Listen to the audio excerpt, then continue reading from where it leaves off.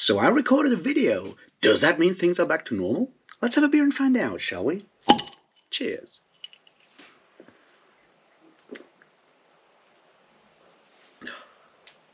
Welcome back, everybody, to Weekly Navel-Gazing, where we talk about all the things I didn't do, all the things I did do, and where the things may be going in the next week or so. And then I descend into self-pity and rambling and shit like that. We'll see how that goes. So, yeah. What happened last week? What did I read? I did read, or reread in this case, Thief of Time by Terry Pratchett, for the I have no idea how many times, for our Discworld read-along, and it was, as always, a pleasure. I did also reread for the 5th or 6th time Dreams of Steel by Glenn Cook from the Chronicles of the Black Company. It is also a brilliant book, as always. That's more or less all the fiction I read. I didn't read much more fiction, just some, Guards as my bedtime read. Beyond that, I just stayed with non-fiction because I didn't go to the gym last week and stayed at home most of the time, and that's when I read academic literature, at the moment at least. So I finished, The Triumph of the Moon by Ronald Hutton on the, birth of the Wicca and neo-pagan movement, pagan witchcraft. Finished that one, and I really appreciated it. It was really, really good. If you're interested in that kind of stuff, go read it. And then I read The Jung Cult by Richard Knoll, which is about the history of C.G. Jung, the famous Swiss something or other, and, the origins of his movement, where he comes from, his background, that kind of stuff. It was a really fascinating read. I'll say this, Jung does not get the best reputation from this book, which is not its point. I'm also not going to judge Jungian psychology on the basis of this book, because that's not why I read it. I was more interested in, his connections to other movements, ideas, philosophies, and so forth of the final, decades or so of the 19th century, and where he, got that stuff from. And for that, it's a really good book. As I said, for Jungian psychology, or whatever it is these days, there might be other books that are a bit less biased. Anyway, that's what I read, and I really enjoyed it. Once again, it's a fascinating book.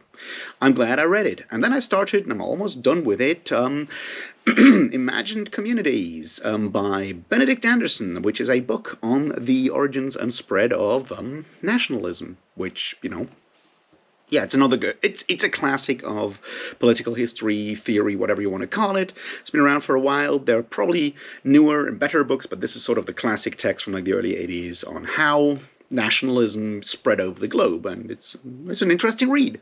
I'll say that. And yeah, that's sort of where I am with my reading. So I read a lot last week. I finished a lot of books for last week. I'll probably finish Imagined Communities tonight, and then we'll see where things are moving from there, because obviously I'll have to read other books now that I'm done with all of that stuff. So, what am I planning to read?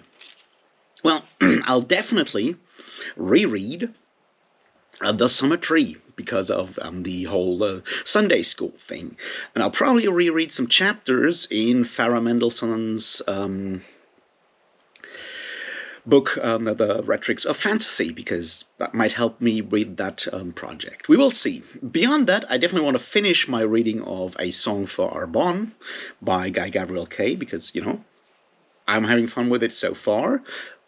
And I feel like having read a book before I make a video about it gives me more time to think in this case, so that's sort of where I'm at with fiction books these days. There is still The Destroyer of Worlds by Matt Ruff. I want to finish that one. I want to read that one. It will probably happen this week at some point, but right now I'm just not really feeling it for that one. I don't know. We will see.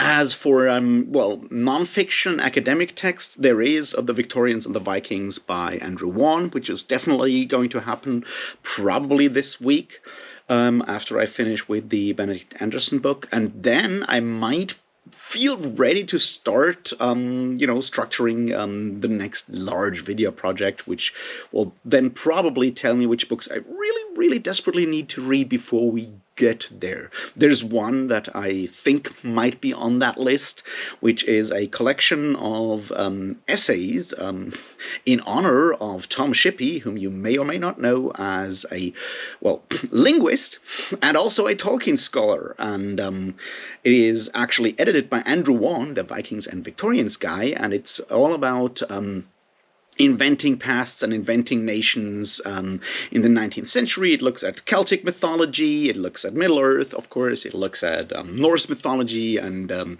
how the 19th century did help to, you know, turn these kind of looks at national identity and how they transferred into more fantastic realms later on. And I'm really excited to read this collection of essays. It's a fairly new book from 2019 or 18 or something like that.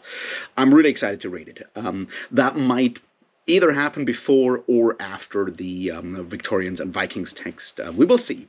And beyond that, I'll just figure out what I'll read after that. Who knows? You know, weeks aren't that long. I doubt I'll be able to read all of that in 1 week anyway. So there we go. Which brings me to videos. So I did actually finally manage to record a serious video on books again, which was, in this case, the video that I uploaded yesterday. The first in a series, which I called Sunday School. And this one was about reading fantasy as a hobby, sort of as an introduction on how I think about reading and why I think it makes sense to, you know, think a bit more about like, how we read. Took some inspiration from that current debate going on, like how reading has changed through the social media, but I don't want to go into that again. I figured I'll do something productive and constructive for once, and like, hey, look, this is ways you can actually read more profitably for yourself in a lot of ways. And I did that yesterday. I'm happy with the results. I hope you who have read it, have watched it, are happy with the results, and will continue my journey there, which is exactly what I said. It's the opening for that whole Guy Gavriel K thing. I just like took the plunge, like, yeah, let's fucking do it, and this is where we'll go with it. So that's the video I made last week. And I was on Matt on Books 1,000 subscriber celebration stream, which was a lot of fun with a lot of, like, basically all of BookTube was there at some point. It was great. Once again, congratulations, Matt, for like 1,000 subscribers, and thanks for having me on. It was great, and we'll see what happens there beyond that. I'm sure, I mean, he's already past this channel. I'm sure he's up for really great futures, whereas I'll just, you know, continue to plod along in my very own weird way. Which brings me to the question, what videos this week? Are there any plans, you say? Well, there are, I answer, and I'll have a swallow of beer, and then I'll tell you. Alright, obviously, there'll be a Terry Pratchett video on Thief of Time. Ideally tomorrow? We will see. Well, that's definitely happening. We all know that that will happen, and I like the fact that there is sort of that pressure. It's like, there's a format there, I can follow that, I'll do that. That'll happen. And on Sunday, next Sunday, there will be a video on The Summer Tree by Guy Gavriel K, and how it can be a lesson in how fantasy is a dialogue with itself, a genre dialogue, so to speak, a genre discourse. And that's certainly something I wanted to talk about before, and something I'll hopefully talk about now that I have set myself deadlines, because maybe that'll help if I have some sort of structure that forces me to do things in specific, you know, time slots and whatnot. We will see. That's sort of the two videos that I'm very sure that I'll make this week.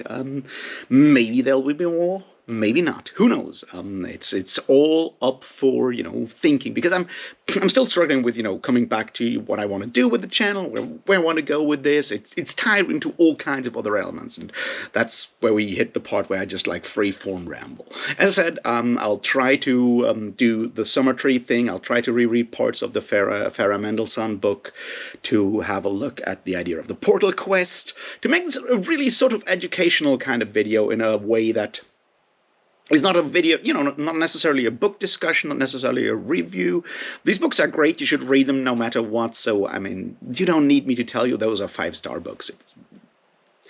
I don't give star ratings anyway. So the point is, like, they're great books. Read them. There will be spoilers and stuff, but I like them as a series to look at how fantasy reading can be all kinds of nuances and nuanced in all kinds of ways, and I'm really looking forward to doing that. So having the theory at the side where I can go like, you know what, you can also see these elements of the Portal Quest very much explicitly in this book, and these maybe elements that are not so typical for the Portal Quest as well, and stuff like that. It also helps that Mendelssohn does actually mention the Fiona of our tapestry as an example for a Portal Quest in her book, so I can cheat by taking stuff out of that. But then again, you know, that's how education works. It's like you find someone else who's done it before, and then you copy their shit. So that's certainly something that will hopefully help me, and I feel that's part of where I am right now, what with my mental health and stuff. Because, as I mentioned, last week, I feel like the medications are slowly kicking in, and I'm starting to worry that I'm getting too hyped and whatnot. But at the same time, I'm like, I'm super enthusiastic for all the reading I do and all of that stuff. But it's very easy for me to forget to actually go and create something at the same time, which is why I feel having these structures, like, yeah, Sunday there has to be this video, may help me to actually channel my creativity or my energy or whatever you want to call it into something, you know, that you get to enjoy as well. So that's sort of the hope there. We will see. And the larger project that I'm still, you know, working on will be very much about, you know, the history of fantasy, in this case, the genealogical argument on why fantasy, or at least epic fantasy and some other parts of fantasy, have a darker past. But that's, once again, will be a long video. Hopefully not like another 2.5 hours, but certainly more like 1 hour and a bit, because I'll definitely plan to record it in several, you know, chapters. It'll follow the structure and style of that large anti-Semitism video in a way. So that'll certainly happen, but what with all the reading I've done, I still need to structure it, and I need to put it into some place and figure out how to make the whole thing stick, which is not as easy as it may seem when your brain is just jumping all over the place. And it certainly is with me. Which brings me to another thing that I was thinking about, and I'd like to have your input on that, because I'm, you know, I need external inputs for these kind of things, especially when I'm, you know, not trusting myself that I might just be too hyped or too depressed or whatever. So external feedback is always a good idea, and since you're the people that watch this shit, you may as well tell me what you think. I can't promise to, you know, listen to your advice or anything, but here we go. So obviously, you know, I'm a political person in all kinds of ways. I watch political commentary. I read you know, newspapers and shit like that. So I think in political ways. Obviously, you're aware of that. I sometimes insert it into my commentary on books, and I certainly mentioned it in the live stream. So the question is if I should also, maybe from time to time, make some videos that go down that route. So, for an example, and this is sort of like what made me start to think about it, is that, you know, if you're into like the weirder, like leftist side of YouTube, apparently there's this huge debate going on you know, questions of masculinity and what masculinity means, and if the left is, you know, not giving good advice to young men and whatnot. And I was like mostly like thinking about like, well, whatever, not my problem, I'm too old for that shit. And then I watched one video with like a lot of advice, and this is like, yeah, but you know what, we're all able-bodied here and whatnot. We might, it would be really cool if some people with disability would chime in on their views on like masculinity and how to do these kind of things. And that got me started, and I'm like, well, maybe I should chime in and do one of those videos on why do people think there's like issues with dudes at the moment. Because, like it or not, I'm a bit of a dude, right? So that was something I was thinking about, and then since then I've been just, you know, waffling about it and wavering about it. I was like, should I not? I certainly have ideas on that, but would anyone be interested in that? Who am I to talk about masculinity? You know, all of these thoughts. I'm like, maybe I should not. Maybe I can find some way to tie it into, say, fantasy or whatever, literature. I don't know. Good question. I'm still thinking about it, but that might be something that I, you know, would from time to time, maybe once per week, maybe once per month or whatever, pick a topic of current, a current political, socio-political topic that I'm interested in. I'll make a non-book related video on it. I mean, the thing with the disability is obviously that I have like personal investment in that, in a way, sort of, whether I want to or not. So there's a connection there, and I've certainly spoken about my specific situation in disability with blindness before. So there's connections there, but I'm still like, it would be outside what I've done on this channel so far. So I figured I'll just mention it.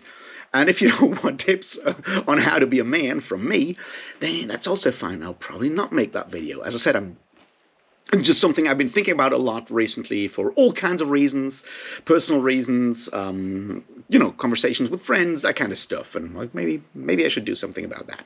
Who knows? So that's another thing that I've been thinking about, and I would really value your opinions down in the comments on that one. Which yeah. Maybe I'll even listen to it. So yeah, beyond that, I feel like my energy levels are still further coming back. Hopefully, I'd actually find a way to, do something about it. Because, see, that's sort of, I feel where I'm currently worried is like, I have the energy now. I feel like I have energy.